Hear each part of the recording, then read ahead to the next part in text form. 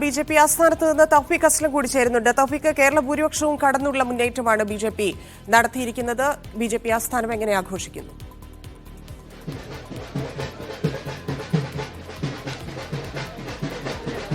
തലയ്ക്കായിട്ടുള്ള തലമുഖനുള്ള പോരാട്ടമായിരുന്നു ഡൽഹിയിൽ നടന്നത്. ആ പോരാട്ടത്തിനൊടുവിൽ ബിജെപിക്കാണ് ആ വിജയം. ബിജെപിക്കൊപ്പമാണ് ഡൽഹിയിലെ ജനങ്ങൾ നിന്നത്. അതിന്റെ ആഘോഷമാണ് ആ ബിജെപിയുടെ സംസ്ഥാന ഓഫീസിന് ചുറ്റും ഈ കാണുന്നത്. നിരവധി പ്രവർത്തകരാണ് മധുരപലഹാരങ്ങളുമായി ബിജെപി ഓഫീസിന് ചുറ്റും ഒത്തുകൂടിയിരിക്കുന്നത്. കാരണം ബിജെപി പ്രതീക്ഷിച്ചതിനേക്കാൾ കൂടുതൽ വിജയം ബിജെപിക്ക് ഡൽഹിയിൽ നേടാനായി എന്ന് തന്നെയാണ് ഈ ആഹ്ലാദത്തിന്റെ ഏറ്റവും പ്രധാനപ്പെട്ട കാരണം. അതുകൊണ്ട് ഇന്ന് ഈ രാത്രി വരെ നീളുന്ന ആഘോഷങ്ങൾക്കാണ് ബിജെപി പ്രവർത്തകർ ഇപ്പോൾ തയ്യാറെടുത്തുകൊണ്ടിരിക്കുന്നത്. വൈകുന്നേരം 7 മണിക്കാണ് പ്രധാനമന്ത്രി നരേന്ദ്രമോദി ബിജെപിയുടെ ദേശീയ ആസ്ഥാനത്ത് പ്രവർത്തകരെ അഭിസംബോധന ചെയ്യുന്നത്. അതുവരെ തങ്ങളുടെ ഈ ആഹ്ലാദം തുടരാനാണ് ബിജെപി പ്രവർത്തകർ തീരുമാനിച്ചിരിക്കുന്നത്. കാരണം 47 സീറ്റുകളാണ് ബിജെപി ഡൽഹിയിൽ പിടിച്ചിരിക്കുന്നത്. കഴിഞ്ഞ തവണ ലഭിച്ചതിനേക്കാൾ ഇരട്ടി സീറ്റ് ബിജെപിക്ക് ഇത്തവണ ഡൽഹിയിൽ ലഭിച്ചിരിക്കുന്നു. അധികാരത്തിലേറുന്നതുകൊണ്ട് വലിയ ആഹ്ലാദത്തിൽ തന്നെയാണ് ബിജെപി പ്രവർത്തകരും നേതൃത്വവും എല്ലാം ഉള്ളത്.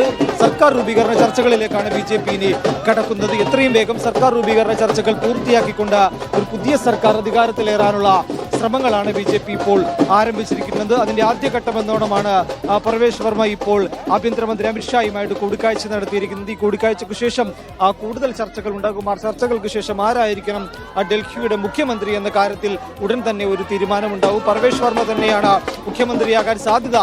കൂടുതൽ അതിന്റെ ചർച്ചകൾ ഇനിയിപ്പോൾ മുന്നോട്ട് പോകും. കൃത്യമായിട്ടുള്ള ചർച്ചകൾക്ക് ശേഷമായിരിക്കും അതിലൊരു അന്തിമ തീരുമാനം ബിജെപി എടുക്കുക. ബിജെപി നേതൃത്വം വളരെയധികം കോൺഫിഡൻസിലായിരുന്നു, അവർ വളരെയധികം ആത്മവിശ്വാസത്തിലായിരുന്നു. ഇത്തവണ വിജയം തങ്ങൾക്കൊപ്പമാണ് എന്നത് ബിജെപി ഉറപ്പിച്ച കാര്യമാണ്. 4 നൂറ്റാണ്ടിന് ശേഷമാണ് ഡൽഹിയിലേക്ക് വീണ്ടും ബിജെപി അധികാരത്തിലെത്തുന്നത്. തങ്ങൾ മുന്നോട്ട് വെച്ച കാര്യങ്ങൾ, തങ്ങൾ ജനങ്ങൾക്ക് മുന്നിൽ തങ്ങളുടെ പ്രകടന പത്രികയിലൂടെ മുന്നോട്ട് വെച്ച കാര്യങ്ങൾ ഓരോന്നായി തങ്ങൾ നടപ്പാക്കി തുടങ്ങും. പ്രത്യേകിച്ച് സ്ത്രീകൾക്കുൾപ്പെടെ മാസം പണം നൽകുന്ന നിരവധി വാഗ്ദാനങ്ങൾ ബിജെപിയുടെ പ്രകടന പത്രികയിൽ ഉണ്ടായി. അതെല്ലാം ബിജെപി സർക്കാരിന്റെ ആദ്യ മന്ത്രിസഭയിൽ തന്നെ പാസാക്കുകയും അടുത്ത ദിവസം തന്നെ അവരുടെ അക്കൗണ്ടിലേക്ക് പണം നൽകാനുള്ള തീരുമാനങ്ങൾ ബിജെപി എടുക്കുമെന്ന് കൂടി ബിജെപി നേതൃത്വം പറയുന്നുണ്ട്. നേരത്തെ ബിജെപിയുടെ സംസ്ഥാന അധ്യക്ഷനുമായി സംസാരിച്ചപ്പോൾ അദ്ദേഹം വ്യക്തമാക്കിയ കാര്യം, ജനങ്ങൾ ബിജെപിയെ വിശ്വസിച്ചു, ജനങ്ങൾ നരേന്ദ്രമോദി സർക്കാരിന്റെ വികസനത്തെ വിശ്വസിക്കുന്നു. അതിന്റെ ഒരു ഉദാഹരണമാണ് ഡൽഹിയിൽ കണ്ടത്. ഡൽഹിയിലെ ജനങ്ങൾ വലിയ രീതിയിലുള്ള മാറ്റം ആഗ്രഹിച്ചിരുന്നു.